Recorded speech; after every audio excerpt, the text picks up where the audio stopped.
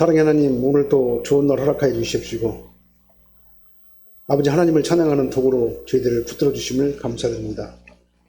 주님께서 저희들의 만민의 죄를 대속하기 위해서 친히 예루살렘으로 입성하시는 종려주의를 맞이해서 예수 그리스도의 행적을 저희들이 생각하면서 이 시간 은혜 받기를 원합니다. 아버지 하나님께서 저희들을 붙들어 주셔서 이 한 시간 주님을 생각하며 주님의 고난을 생각하며 우리에게 한없는 기쁨과 평강이 넘치게 도와주십시고 죄사함의 은혜가 넘치게 하여 주십시며 성령의 강권적인 은혜 역사가 있게 하여 주시옵소서. 예수님 이름으로 축복하며 기도합나이다. 아멘. 우리 다 같이 인사하시겠습니다. 오직 예수님밖에 없습니다. 다시 한번 하겠습니다. 오직 예수님밖에 없습니다. 아멘. 네. 오늘도 주 안에서 평안하시기 바랍니다. 오늘은 성경 절기상 종려주일입니다. 네, 종려주일은 예수님께서 우리 죄를 대신해 가지고 화목제물, 희생제물로 단번에 드리시기 위해 가지고 예루살렘으로 입성하는 그 날을 기념하는 날이 바로 종려주일이 되겠습니다. 그리고 종려주일 다음 월요일부터 금요일까지는, 토요일까지는 그러니까 이제 고난주간이에요.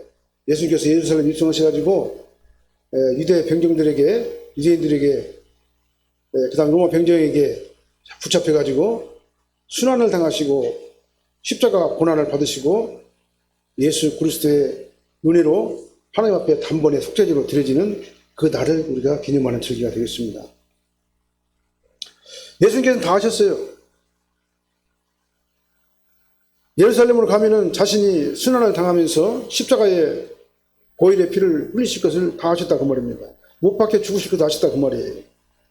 다 하시면서도 예수님께서는 하나님께서 정하신 그 섭리와 그 뜻에 따라서 자발적으로 능동적으로 예수님께서는 예루살렘에 입성을 하신 것입니다. 왜 그렇습니까?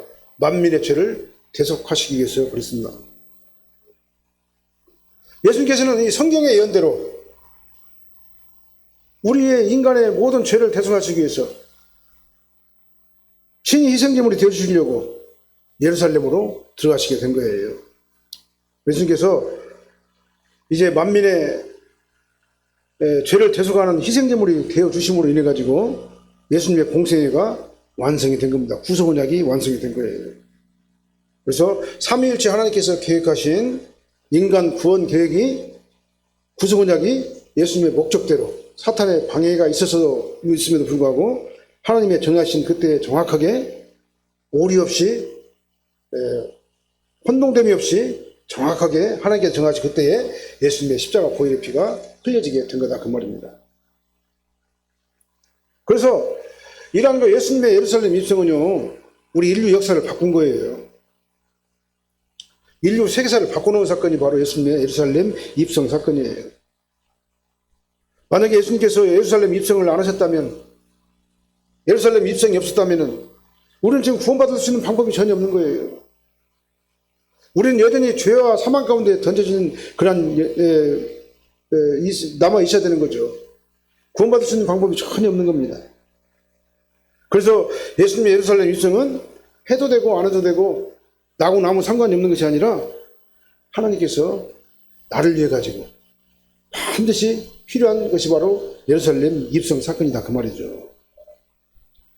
우리는 오늘 이제 월요일부터 시작하는 한 주간에 시작되는 예수님의 고난을 생각하면서 한 주간 경건한 생활을 하고 예수님의 고난이 바로 나 때문이었었다. 그가 피를 흘리시면 내 죄 때문이고 그가 상하시면 우리의 죄악 때문이고 우리의 질고를 지시면 우리의 모든 질고를 짊어지시고 예수님께서 고난을 다 받으셨다라는 것을 우리는 생각하면서 다음 한 주간 동안에 예수님의 고난을 생각하는 경건생활, 절제생활, 그 생활을 한 주간 동안 하시길 바랍니다. 가능하시면은 시간을 내서 여러분들이 기도하는 시간을 갖고 성경을 읽고 예수님의 말씀을 묵상하는 시간이 되시기를 예수님으로 축원합니다. 그리고 이미 남은 나눠주신 그 공과책을 하루에 한 번 정도 한번 읽어보시기 바랍니다. 그냥 읽고 지나가시더라도 그냥 습관적으로 일주일 동안 시간을 내가지고 공과를 갖다 한번 읽으면서 집에서 자체적으로 구역 예배를 드리시기를 예수님으로 축원합니다. 그래서 우리 신앙생활에는요 일정한 규칙이 있는 겁니다. 기독교 절기를 따라가지고 그 절기가 의미하는 그 행사를 우리가 같이 동참을 하게 되면은 우리 신앙생활에 많은 도움을 주게 되는 겁니다. 그 다음에 절기의 의미를 알게 되고 하나님께서 이 성경 말씀에 기록된 그 내용을 우리가 의미를 알게 되는 것이죠. 우리 이 고난주간을 맞이해가지고 예수님의 고난이 나에게 어떤 의미로 다가오는가, 그거 잘 한번 생각해 보시길 바랍니다. 그래서 그리스도의 임재가 저와 여러분들의 삶에, 저 여러분들의 인격 안에, 나의 정체성 안에 예수 그리스도가 주인으로 들어오시기를 예수님으로 축원합니다.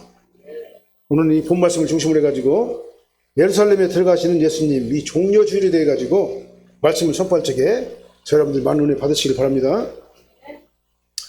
첫 번째로 예수님은 성경의 예언대로 예루살렘에 들어가셨습니다. 1절 5절 말씀에 그런 말씀이 나옵니다. 먼저 1절 말씀 보니까요, 그들이 예루살렘에 가까이 가서 감람산 벳박에 이르렀을 때 예수께서 두 제자를 보내셨다 그랬습니다. 예수님께서는 사도들과 함께 예루살렘을 향해서 갔습니다. 왜 그러냐? 구속언약을 완성하기 위해서. 그래서 가다가 예루살렘 근처에 있는 감람산 벳박이라는 곳에 도착을 했어요. 그런데 그때가 바로 어느 때였냐면 6월절 기간이었습니다. 자, 6월절이란 말이 뭔 말입니까? 이스라엘 백성들이 애굽에 노예로 있을 적에, 애굽에 노예로 있을 적에 모세를 통해 가지고 이스라엘 백성들 애굽에서 출애굽시켰잖아요. 그래서 10가지 재앙을 내렸는데 마지막 재앙이 바로 뭐냐면 장자, 초태생의 죽음이에요. 그런데 이스라엘 백성들에게는 하나님께서 뭐라고 말씀하시냐면 문설주 양 지박에다가 양의 피, 어린 양의 피를 문설주다 이게 발라놓게 되면은 죽음의 사자가 그를 지나가지 않겠다라고 약속을 하신 거예요. 그래서 이스라엘 백성들은 하나님께서 모세에게 들려주시는 하나님의 음성을 듣고 그들은 순종을 했어요. 순종을 해가지고 어떻게 했습니까? 문설주에다가 어린 양의 피를 발랐어요. 그래서 그날 어떻게 됐습니까? 문설주에 어린 양의 피를 바른 이스라엘 백성들의 초태생은 그게 짐승이든 사람이든 간에, 그러니까 장남, 초태생은 안 죽었어요. 그러나 애굽에 있는 모든 초태생들은 다 죽임을 당했다 그 말입니다. 그게 바로 6월절이에요. 6월절이란 말이 뭔 말이냐니까 담을 넘어가다 그 말이에요. 사망이 건너갔다 그 말입니다.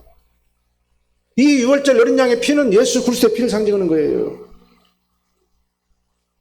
우리를 위해 가지고 십자가 피를 쏟으신 어린 양의 피가 바로 이 6월절 어린 양의 피인 것입니다.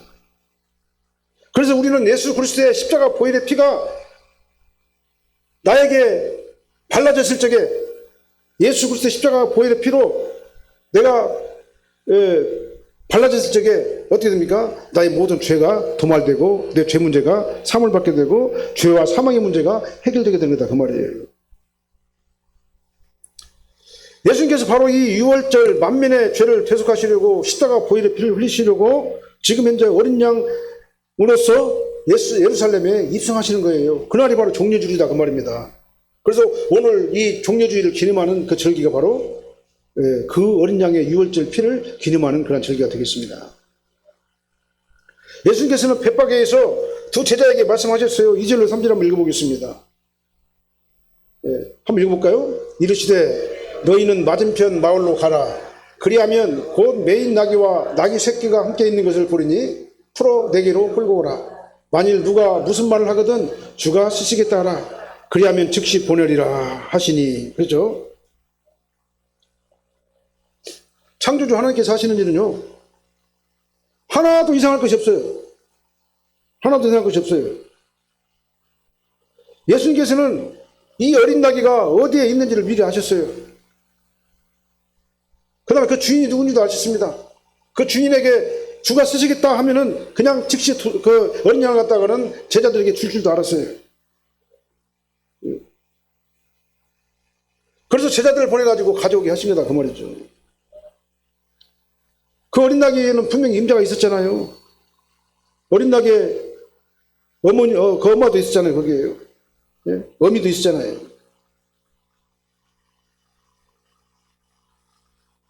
예수님을 위해서 준비된 그 어린 나귀를, 그런데 주인은 어떻게 했습니까? 주가 쓰겠다 하나니까 어떻게 해요? 그냥 두 말도 아니하고 줬어요.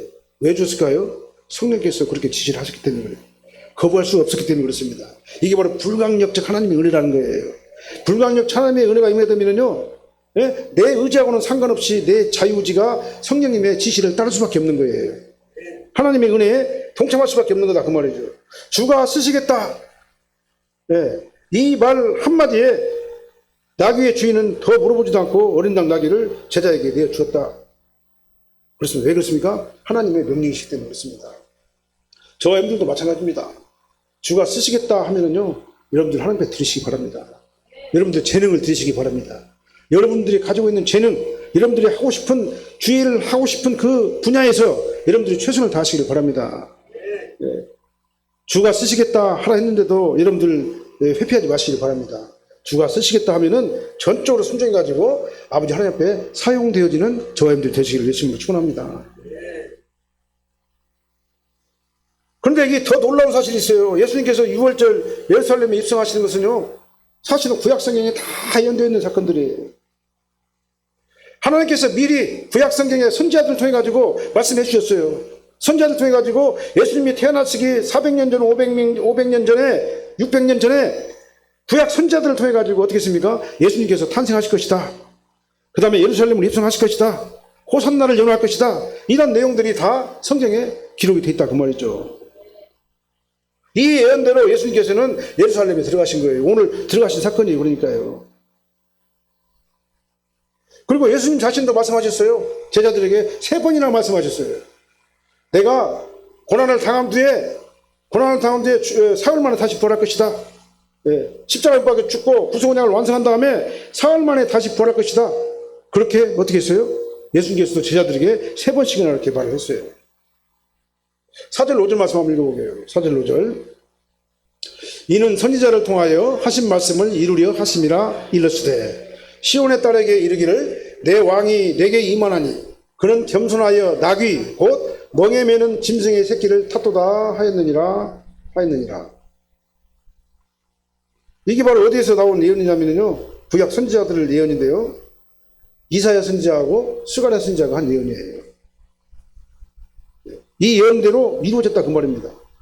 시온의 딸에 이르시기를 이사야서 62장 11절 말씀. 그 다음에 왕이 임하실 것인데 겸손하고 나귀를 타고 임하실 것이다. 스가랴서 9장 9절 말씀. 이 말씀을 이루시려고 예수님께서는 예루살렘에 입성하실 적에 어린 나귀를 타고 입성하신 거예요. 주가 쓰시겠다. 신적인 권능으로 그걸 갖다가는 불강력적 하나님의 은혜로 그 나귀가 예수님 앞으로 오게 된 거다 그 말이에요. 빌립보서 2장 6절로 8절 말씀 한번 읽어볼게요. 빌립보서 2장 6절로 8절 한번 읽어볼까요? 그는 근본 하나님의 본체시나 하나님과 동등됨을 취할 것으로 여기지 아니하시고 오히려 자기를 비워 종의 형체를 가지사 사람들과 같이 되셨고 사람의 모양으로 나타나사 자기를 낮추시고 죽기까지 복종하셨으니 곧 십자가에 죽으심이라. 하나님이 인간이 되신 것 자체가 비하 사건이에요. 하나님께서 인간을 오신 것 자체가 비하 낮아지심의 사건이에요. 하나님께서 우리 인간의 죄를 대신 속죄하시려고 온전한 희생제물로 이 땅에 오신 거예요. 모든 인간들은 희생제물이 될 자격이 없어요. 왜? 행여냐의 저주 아래서 흠과 티가 다 있기 때문에 그렇습니다. 죄와 사망 가운데 던져진 인물이, 우리 인간은 죄 문제를 스스로 해결할 수 있는 능력이 없어요. 그러니까 죄가 없으신 온전한 희생제물이 되신 예수님께서 인간의 몸을 입고 이 땅에 오셔가지고 인간의 자격으로 인간을 대표해가지고 죄인들의 자격으로 죄인들을 대표해가지고 죄 없으신 예수님께서 희생제물이 되어주심으로 말미암아 만민의 죄가 대속함을 받게 된 겁니다. 하나님께서 그렇게 약속을 하신 거예요. 그렇게 하면은 만민의 죄를 대속해 주시겠다. 그게 바로 구속언약의 내용인 겁니다. 예수님께서는 겸손해가지고 나귀를 타시고 예루살렘에 들어가셨다고 성경은 됐어요. 그렇게 예언했습니다. 예수님께서 겸손해서 나귀를 타고 입성할 것이다 라는 내용이 바로 왜 겸손이냐 라고 우리가 물어볼 필요가 없는 거예요. 성경이 그렇게 기록되어 있겠습니까? 예수님께서 나귀를 타고 어린 나귀를 타고 안장 덮는 왕의 행차는 어떻게 됩니까? 백마를 타고 막 천군 천사들이 막 호의를 하면서 엄청난 영광의 빛을 가지고 이 땅에 오셔야 되잖아요. 하나님이시니까. 근데 심판주 예수님 그렇게 오셔요. 마지막 날에 백마를 타고 오셔요. 그 다음에 천군 천사를 대동하고 오셔요. 그래갖고 만민을 갖다 심판하시러 오신다 그 말이죠. 근데 예수님께서 초림하신 예수님께서는 어떻게 오십니까? 낮아지신 상태로 오셔요. 왜 그러냐? 우리 인간을 대신해 가지고 십자가 보혈의 피를 흘려 주셔야 되기 때문에 온전한 희생제물로 낮아지신 몸으로 비하 상태로 이 땅에 오신 것이다 그 말이에요. 그래서 예수님께서는 성경의 연대로 나귀를 타고 예루살렘에 입성하셔가지고 온갖 고난과 순환을 다 겪으셨어요. 누구를 위해서요? 나를 위해서. 예수님께서 고난받으시면서 누구 때문에요? 나 때문에. 그래서 예수님께서는 온갖 순환을 다 당하시고 내 죄를 대신 대속하시고 하시려고 단번에 십자가상에서 속죄의 피를 흘려주신 것이다 그 말입니다.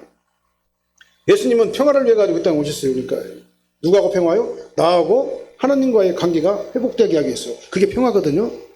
평화가 뭐가 평화냐면요, 우리 나라는 죄인과 하나님과 단절됐던 관계가 원래 상태로 회복되는 것, 그게 바로 평화예요. 근데 그 평화의 메신저가 누굽니까? 예수님이에요. 예수님께서 가운데서 중보를 하셔가지고 예수님을 통해가지고 막혔던 담이 헐어지게 된 거예요. 그래서 막혔던 담이 하나님과 인간과 사이에서 막혔던 담이 헐어져가지고 예수님을 통해가지고 우리가 하나님의 성소 안으로 들어가게 됐다 그 말입니다. 그래서 예수님께서 십자가에 못 박혀 죽으셨을 때 하늘의 휘장이 위에서부터 아래로 갈라져서 성소의 휘장이에요. 그래서 우리는 이제 성소 안에 들어갈 담력을 우리가 얻게 된 거다 그 말입니다.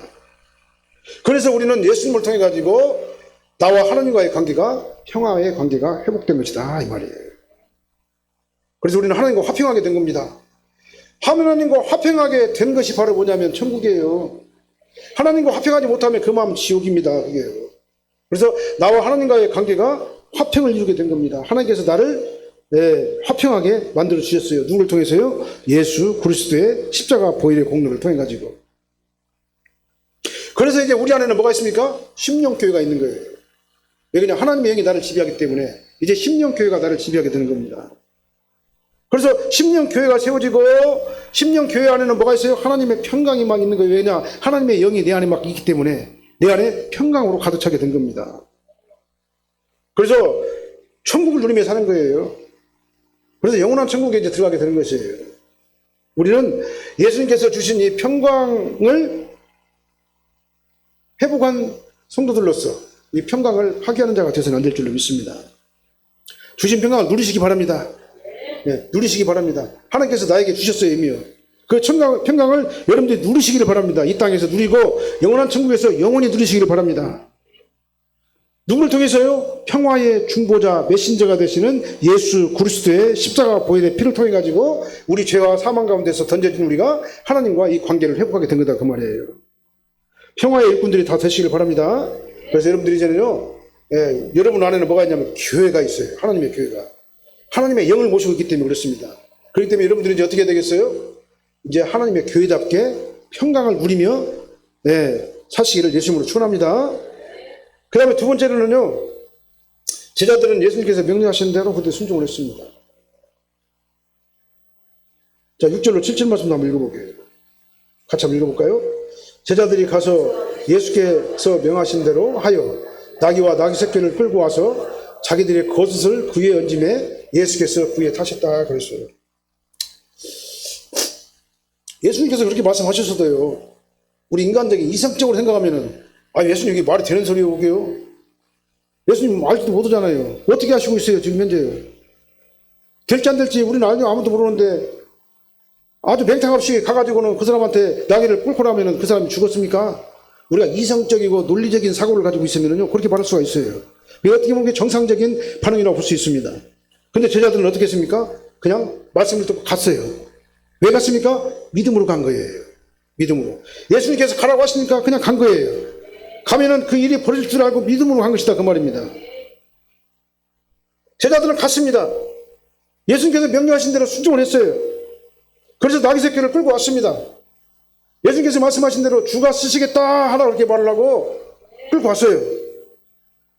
끌고 와가지고 어떻게 했습니까?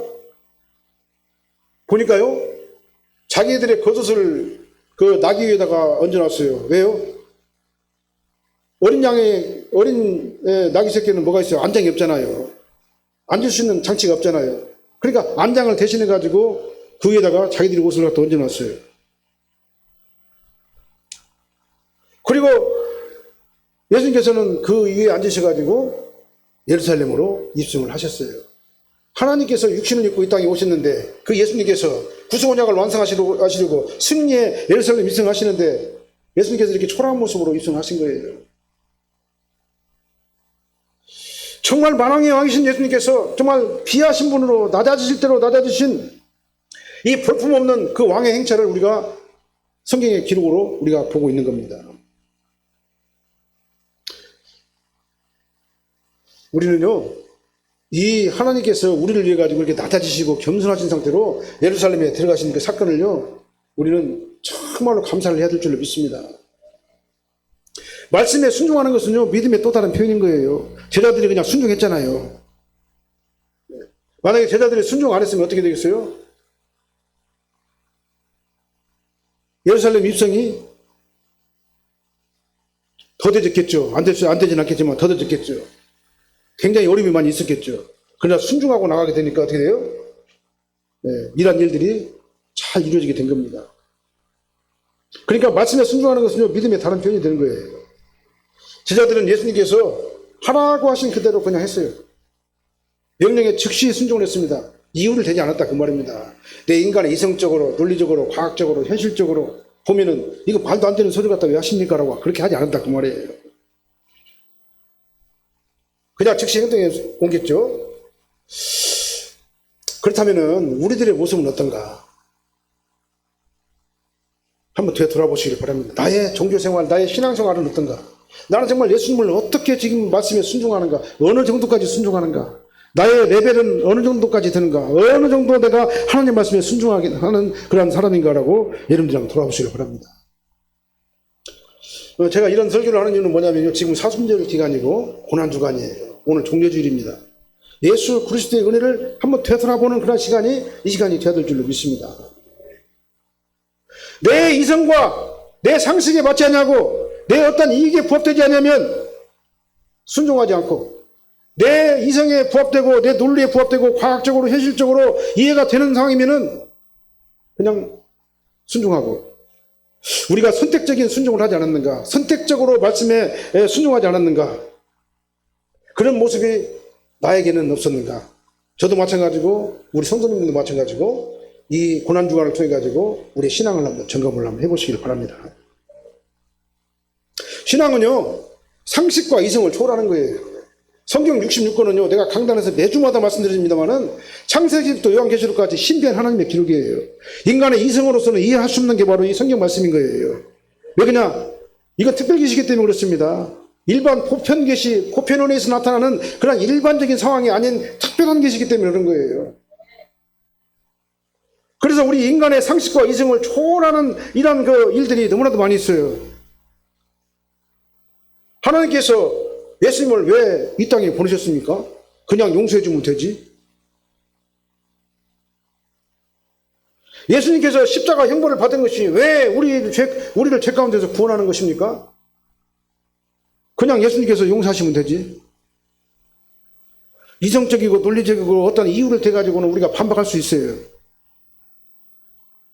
어떤 상식적이고 과학적인 이유를 대면서 나는 믿을 수 없다라고 말할 수도 있습니다.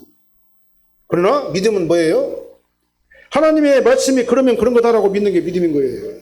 성경 말씀의 기록이 그런 거다 하면 그것이 믿어지는 게 믿음인 겁니다. 믿음은요, 믿어지는 거예요. 믿음은 믿어지는 거예요. 어떤 믿음이요? 구원에 이르는 믿음이 된다 그 말이에요. 우리 이성적 보편적인 믿음은 우리가 분석하고 판단하고 믿을 것인가 말 것인가를 하게 되지만, 우리 구원에 이르는 믿음, 성경 말씀에 기록된 구원에 관한 믿음은요, 우리 그냥 믿어야 되는 거예요. 어떻게 믿어요? 믿어져야 되는 거예요. 어떻게 하면 믿어집니까? 성령께서 내 안에 들어오셔가지고 나를 감동하시면요, 그냥 믿어지는 거예요. 이것을 불강력 하나님의 은혜다, 이 구원에 이르는 믿음이다라고 이렇게 말씀을 드리는 거예요. 이 믿음이 저와 여러분들 지배해야 될 줄로 믿습니다. 그래서 성경 말씀이 하나님 말씀 막 믿어져야 돼요. 믿어져야 돼요. 주는 그리스도시요 살아계신 하나님의 아들이시라는 것이 믿어져야 되는 거예요. 그래서 믿음, 구원에 이르는 믿음은 수동이에요. 능동이 아니에요. 내 공로는 전혀 없어요. 이 믿음을 누가 주십니까? 하나님께서 주셨기 때문에 우리가 믿는 거다 그 말이에요. 이 믿음을 받아들이고 인격적으로 받아들였기 때문에 저와 여러분들이 구원받은 성도다 그 말이에요. 하나님의 말씀을 우리 인간의 이성의 범위로 이해하려고 하지 마시길 바랍니다. 하나님의 말씀, 이 특별 계시를 이 보편 계시인 우리 인간의 이성 안에다 끌어들여가지고 특별 계시를 해석하려고 하지 마시길 바랍니다. 이게 해석의 문제가 아닌 거예요. 하나님의 말씀은요, 진리 자체인 겁니다. 특별한 계신 거예요. 그러니까 이 말씀을 전적으로 믿고 순종하는 그것이 가장 지혜로운 성도다 그 말입니다. 인간의 이성의 범위 위에 있는 것이 바로 성경 말씀이에요. 철학을 초월하는 게 바로 성경 말씀인 겁니다. 철학으로 성경을 해석하려고 하지 마시길 바랍니다. 과학으로 성경을 해석하려고 하지 마시기 바랍니다. 그러면 해석이 안 돼요. 이해를 못하는 겁니다. 왜 그러냐? 과학 위에 있는 것이 성경 말씀이고 철학 위에 있는 것이 성경 말씀이고 모든 보편 진리 위에 있는 것이 특별 계시다 그 말이에요. 이 말씀이 믿어지는 게 진짜 믿음인 줄로 믿습니다. 이렇게 순수하게 성경 말씀을 하나님 말씀으로 믿으면요 기적이 일어나요. 기적이 일어나요. 예. 막 믿음에 막 능력이 나타나게 됩니다. 성경 말씀을 그냥 그대로 순수하게 믿고 받아들이시길 바랍니다. 그러면요 여러분의 삶 가운데 기적이 나타나게 돼 있어요. 안 될 것 같은데 돼요. 내 인간의 계산은 안 되는데 됩니다. 그게 바로 뭐냐면 특별한 계시의 은혜예요. 예수님께서 광야에서 설교를 하시다가 배가 고프니까 오병이의 기적을 일으켰잖아요. 오병이의 기적을 한번 생각해 보세요. 그것이 과학적으로 논리적으로 보편적인 어떤 그 인간사에서 일어나는 그 현상으로 그리 말이 맞는 얘기예요? 말도 안 되는 얘기잖아요. 어떻게 물고기 2마리와 보리떡 5덩어리로 5,000명을 넘게 먹이고도 12강도리가 남을 수가 있어요. 우리 인간의 이성으로 보면 그건 믿을 수 있는 얘기가 아니잖아요. 그러나 내가 못한다고 하나님도 못한다라고 생각하면 안 되는 거예요. 그건 특별한 방법으로 하나님께서 하시는 것이기 때문에, 우리 인간의 이성의 범위를 초월한 방법으로 하나님께서 하시기 때문에, 하나님께서 광야에 40년 동안 이스라엘 백성들에게 만나와 메추라기와 생수와 구름기둥과 불기둥으로 그들을 다 인도하신 것이 그들이 잘해가지고 그들의 능력에 의해 쓰게 된 것이 아니다 그 말인 것입니다. 저와 여러분들이 숨을 쉬고 있는 것은요 내 능력이 아니에요. 하나님의 은혜예요. 저와 여러분들의 숨을 쉬고 있는 걸 갖다가는 언제든지 하나님께서는 걷어갈 수가 있는 거예요. 우리의 생명의 근원은 누구냐면 하나님에게 있는 거예요. 믿음으로 이 오병이의 기적을 갖다가 제자들이 순종하니까 어떻겠습니까? 기적이 일어난 거예요. 우리도 마찬가지입니다. 우리는 믿음으로 하나님의 말씀을 그대로 순종하면요 기적이 나타나게 되는 거예요. 안 믿으면요 그 일을 내가 해야 돼요. 그러니까 불가능해요. 어떤 우리 위급한 일이 있을 적에 주님을 갖다가 믿고 전적으로 의지하면은 그걸 갖다 누가 하십니까? 하나님께서 나를 도와주셔가지고 성령께서 함께 하시기 때문에 안 될 것 같은데 되는 역사가 나타나게 되는 거예요. 이게 그 기적적인 역사인 겁니다. 그런데 내가 하려고 하면 어떻게 돼요? 갈수록 수렁에 빠져요. 예? 내가 하려고 하다가 보면은 막 아둥바둥 하다 보면은 아둥바둥 할 때마다 더 깊은 곳으로 쑥쑥쑥 빠지는 게 바로 뭐냐면 인간사의 일인 거예요. 예. 우리는 전적으로 하나님을 믿으시길 바랍니다. 하나님의 영이 나를 지배를 해야 되는 거예요. 그러면 모든 것이 다 끝나요. 안 될 것 같은데 돼요. 현실적으로는 도저히 불가능한데 가능하게 된다 그 말이죠. 이게 바로 하나님께서 하시는 일이에요. 그래서 영적인 일은요 우리 인간 현실에 나타나는 것하고 전혀 현실에 나타나는 것하고 전혀 반대되는 경우들이 많이 있다 그 말이에요. 창세기서 18장 14절 말씀을 읽어볼게요.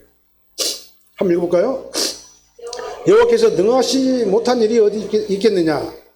기한이 이를 때에 내가 내게로 돌아오리니 사라에게 아들이 있으리라. 사라가요 90세예요.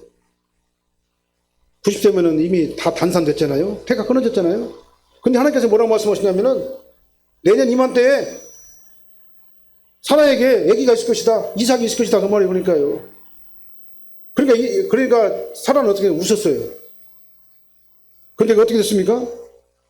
아브라함은 믿음으로 받아들였잖아요. 그러니까 어떻게 됐어요? 그 다음에 어떻게 됐습니까? 사라에게서 이삭이 태어나게 된 거예요. 여호와께서 능하지 못한 일이 있겠느냐? 기한이 이를 때 내가 내게로 돌아오리니 사라에게서 아들이 있으리라. 하나님께서 하시면 하는 거예요. 내 생각으로는 절대 불가능해요. 말도 안 되는 소리예요. 어떻게 90 먹은 노인네가 태가 끊어졌는데 어떻게 임신해가지고 정상적으로 분만할 수가 있겠냐 그 말이에요. 말이 안 되잖아요. 근데 하나님께서 하시면 하는 거예요. 이게 바로 기적이고 특별한 하나님의 은총 안에 속하는 은혜인 줄로 믿으시길 바랍니다. 우리는 항상 보편적인 은혜 가운데서 특별 은혜를 갖다가 분수하기 때문에 우리가 그걸 갖다 믿지 못하는 거예요. 우리 보편적인 상식선을 초월해가지고 하나님의 말씀을 그대로 믿고 따라가게 되면은 하나님께서 우리에게 특별한 은혜와 기적과 기적을 베풀어 줄 줄로 믿으시기를 예수님으로 축원합니다. 기적은요, 뭐가 기적이냐면요, 하나님께서는 불가능이 없다는 믿음으로부터 시작되는 거예요. 기적은요. 이것이 바로 기적의 시작인 겁니다. 다시 한 번 말씀드립니다. 내가 못하니까 하나님도 못한다. 어리석은 생각하지 마시기 바랍니다. 나는 못해도 하나님은 하셔요. 나는 못해도 하나님은 하십니다. 그러면 어떻게 돼요? 거기서 하나님께서 하나님을 전적으로 믿고 따라가게 되면요, 하나님께서 나를 대신해가지고 일을 하신다. 이 믿음을 가지고 있어야 돼요. 적어도 우리는 신앙인들 아니겠습니까? 제자들이 이렇게 예수님의 지시대로 순종하니까 어떤 일이 났습니까? 8절로 9절 말씀 한번 읽어볼게요. 읽어볼까요? 무리의 대다수는 그들의 봇을 길에 펴고 다른 이들은 나뭇가지를 베어 길에 펴고 앞에서 가고 뒤에서 따르는 무리가 소리 높여 이르되 호산나 다윗의 자손이여 찬송하리로다. 주의 이름으로 오시는 이여 가장 높은 곳에서 호산나 하더라. 제자들이 이렇게 순종하니까요, 무리들이 따라서 일을 해요. 보는 보니까요. 성경의 예언대로 무리들도 호산나를 막 연호하면서 예수님 갖다가 예수님의 예루살렘 입성을 갖다가 환호성을 지르면서 환영을 했어요. 8절에 보니까 무리의 대다수가 그랬다고 했잖아요. 무리의 대다수가 어떻게 했다고요? 그들의 겉옷을 길에 펴고 제자들이 한 대로. 그 다음에 다른 사람들은 나뭇가지를 길에다 쫙 펴가지고 왕의 행차에 길을 갖다 통로를 갖다 만든 거예요. 물론 초라하죠. 왕이라면 아까 말씀드린 막 백마를 타고 막 천군 천사를 막 호위하면서 막 아주 장엄하게 막 아주 그냥 그렇게 와야 되는데 예수님께서 오신 그 왕의 행차는 아주 초라하게 그럴 데가 없어요. 근데 제자들이 그렇게 하니까 그 무리들이 어떻게 했습니까? 제자들을 보고는 그대로 따라서 행동을 한 거예요. 그리고 왕으로 오신 예수님 갖다는 환호를 한 겁니다. 호산나 다윗의 자손이여. 이 말이 뭔 말입니까? 호산나라는 말은 주여 구원하소서라는 뜻이에요. 그럼 호산나 다윗의 자손이여라는 말은 뭔 말입니까? 다윗의 자손이여 우리를 구원하소서, 그 말이에요. 막 호산나를 갖다 연호한 거예요. 호산나 다윗의 자손이여 다윗의 자손이여 우리를 구원하소서, 그 말이죠. 우리의 영원한 왕이시여, 다윗의 자손으로 오신 우리의 영원한 왕이시여 우리를 구원하소서, 막 이렇게 호산나를 연호하면서 예수 그리스도의 예루살렘 입성을 환영한 거예요. 그런데요, 이 선민사관에 투철한 이스라엘 백성들은요, 자기들만의 메시아를 갖다 고집을 했어요. 이방인들의 메시아는 아니다 이게요. 예수님은 메시아는 이스라엘 민족의 메시아라고 생각해서 자기들만, 선민들만 구원하는 메시아라고 생각하는 게 바로 메시아 사관이었었어요. 그래서 이스라엘 백성들은 선민사관이 굉장히 투철해요. 우리는 선민이다, 아브라함의 후손이야, 그리고 우리는 무조건 구원받았다. 근데 예수님께서는 그러니까 예수님께서 자기 민족, 자기 민족을, 이스라엘 백성을 로마의 식민 통제에서 해방시켜 주실 메시아로 그렇게 착각을 한 거예요. 그래서 호산나를 막 연호하면서 해줬습니다. 그들이 구원받기 원하는 건 뭡니까? 예수님께서 말씀하시는 죄와 사망 가운데 던져진 우리를 건져내신 것이 바로 구원이에요. 근데 그들이 말하는 구원은 뭐냐면은 우리 민족을 로마의 압제로부터 해방시켜달라는 민족적 예언의 부르짖음, 이것이 바로 호산나를 여는 것이 됐다, 그 말이죠. 그들이 구원은 바로 뭐냐면 이러한 이스라엘을 로마에서부터 해방시켜주는 그 구원을 얘기한 거예요. 근데 예수님께서는 뭘 생각하셨어요? 우리를 만민의 죄를 제소하시기 위해서 우리를 죄와 사망 가운데서 건져내시려고 예수님께서 이 땅에 오시다, 그 말, 왕으로 오신 것이다, 그 말이에요. 그래서 이스라엘 백성들이 생각할 적에 예수님께서는 이제 막 하늘에서 막 불을 막 끌어내가지고 막 천군 천사를 막 대동해가지고 로마의 어떤 로마 제국을 확 그냥 몰락하게 만들어버리고 우리를 갖다가 이제는 그들 위에 서게 만들게 하실 것이다. 그런 구세주를 믿고 있었다, 그 말이에요. 그런데 예수님께서는 어떻게 됐어요? 오히려 로마 병정들에게 유대인들이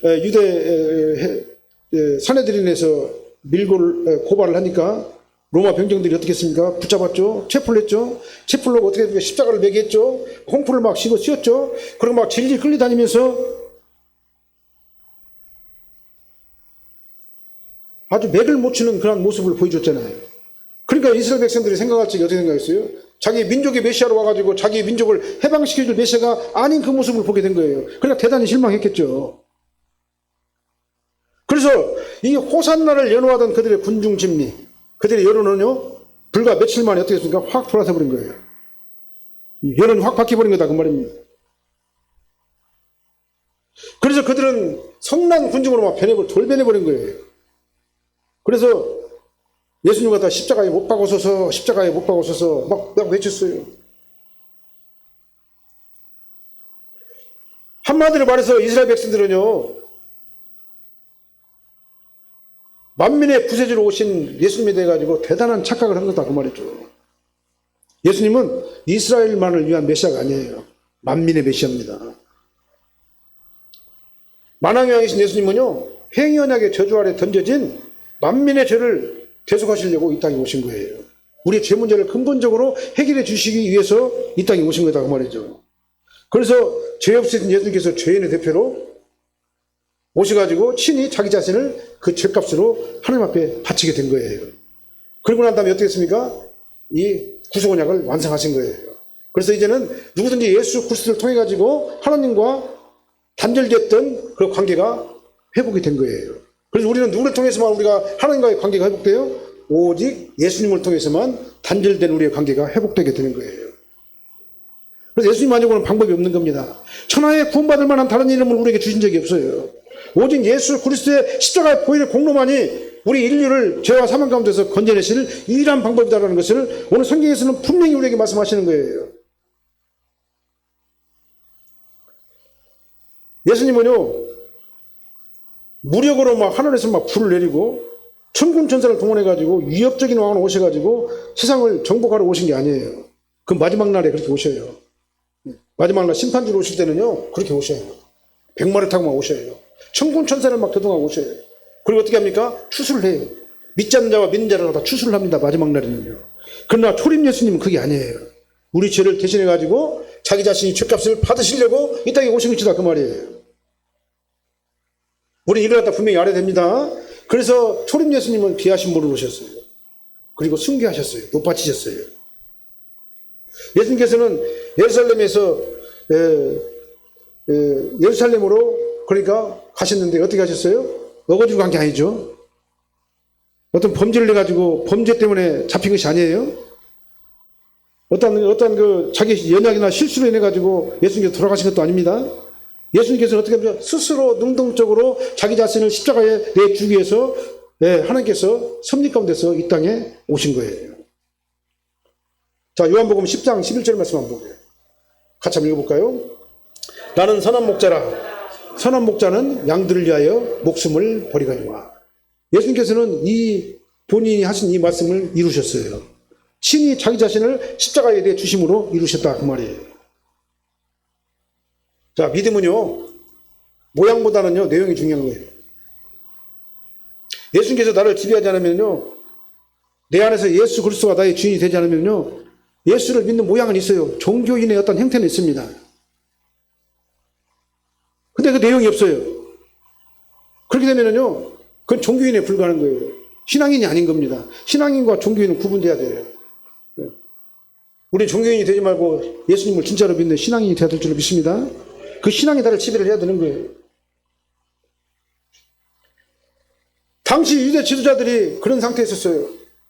처음에 출발할 때는 그렇지 않았죠. 그러나 시간이 가고 날이 갈수록 어떻게 됩니까? 그들의 신앙이 변질돼 가지고 어떻게 됐어요? 이제는 하나님을 믿는 것이 아니라 세상을 더 바라봤어요. 하나님을 의지하는 것이 아니라 사람들을 더 의식을 했어요. 그래서 그들은 이제 모세 율법을 가지고 모세 자리에 딱 앉아가지고 사람들을 다 심판하는 그런 이슈에 있었어요. 예. 그래서 백성들을 다 심판하는 자리에 있었습니다. 그러나 그 안에 하나님은 없어요. 하나님과 교제도 없습니다. 예, 하나님과 교제도 없어요. 하나님은 없고 자신들한테 기득권을 지키면서 백성들을 착취하는 종교꾼, 건달들로 변해 있었어요. 건달패들로. 겉으로는 아주 멀쩡해요. 아주 거룩하고 고상하고 인격적이고 아주 도덕적이고 윤리인같이 보여요. 근데 그 안에 하나님은 없어요. 이걸 갖다 하나님께서 뭐라 말해요? 너는 종교꾼이야. 너는 건달이야, 건달. 우리는 종교꾼은 돼서는 안 될 줄로 믿습니다. 내 안 하나님의 영이 나를 지배를 해야 돼요. 하나님 보실 때 내가 영적인 건달이 돼서는 안 될 줄로 믿습니다. 하나님은 없고 어떤 외형적인 모습만 있는 그런 건달꾼, 영적인 건달꾼들이 돼서는 안 될 줄로 믿습니다. 성도의 모양은 있는데 믿음은 없어가지고 예수님께서 나를 지배하지 않냐고, 내 인격이 나를 지배하고 내 생각과 내 이성이 나를 지배하고 하나님은 전혀 관계없는 그런 삶을 우리가 산다면요, 그 사람은 종교꾼이에요. 네. 그러면은요, 우리가 신학적으로 보면 에클레시아 코이노니아를 이룰 수 없어요. 다시 말하면 영적인 부르심의 모임에 참여할 수가 없어요. 그 다음에 영적인 부르심의 모임을 가진 사람들의 교제를 이룰 수가 없는 거예요. 그 모임에 참여할 수도 없고 교제도 할 수 없는 거예요. 어떻게 되면요, 하나님이 없고 내가 나의 주인이 되면은 그런 상태가 되는 거다, 그 말이죠. 그래서 성령께서 공급하시는 참 평강과 기쁨을 누릴 수가 없게 되는 것입니다. 그냥 내 안에 진정한 교회가 없기 때문에 그렇습니다. 내 안에 진정한 교회가 나를 지배를 해야지 내 안에 참 평강이 나를 지배하게 되는데, 그래야지 진정한 에클레시아 코이노니아가 이루어지는데, 에클레시아에는 부르심을 받은 자들의 모임이 에클레시아예요. 그 다음에 코이노니아는 부르심을 받은 자들이 성령 안에서 믿음으로 교제하는 게 바로 코이노니아예요. 그러니까 에클레시아와 코이노니아가 이루어지지 않으면 그 사람이 진정한 교인이 될 수가 없는 거예요. 참 평강이 그를 지배하지 못하는 거다, 그 말이죠. 우리 산악교회 모든 성도들은요, 이 고난주간을 맞이해가지고 이제 더욱더 하나님 앞에 가까이 갈 수 있는 그런 계기를 한번 만들어 보시길 바랍니다. 그래서 이제는 나의 전인격이 하나님 앞에 딱 붙어버리시길 바랍니다. 예수님을 전적으로 의지하시길 바랍니다. 그래서 여러분들의 모든 모습들 다 변화되시길 바랍니다. 그래서 이제 여러분들의 삶이 이제는 평강이 지배하시길 바랍니다. 예수 그리스도의 은혜를 따라가지고 하나님과 단절됐던 그 관계가 회복되는 놀라운 축복의 역사가 일어나시기를 예수님으로 축원합니다. 기도하시겠습니다. 사랑하는 하나님, 감사합니다. 오늘은 종려주의를 맞이해서 왕으로 입성하신 우리 만민의 죄를 대속하시기 위해서 왕으로 예루살렘에 입성하신 예수 그리스도를 찬양합니다. 예수 그리스도의 입성으로 말미암아 우리의 모든 죄 문제가 해결되고 아버지 하나님의 은혜 가운데서 이제 단절되었던 하나님과의 관계가 회복된 그 사실을 다시 한번 깨닫고 감사를 드립니다. 아버지 하나님, 내 안에 있는 신령교회가 전적으로 주님만 바라보게 도와주십시고 전적으로 주님만 의지하게 도와주십시고 아버지 하나님만 따라가게 하여 주시옵소서.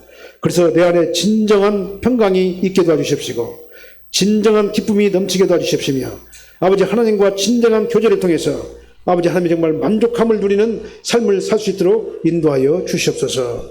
예수님 이름으로 축복하며 기도합나이다. 아멘.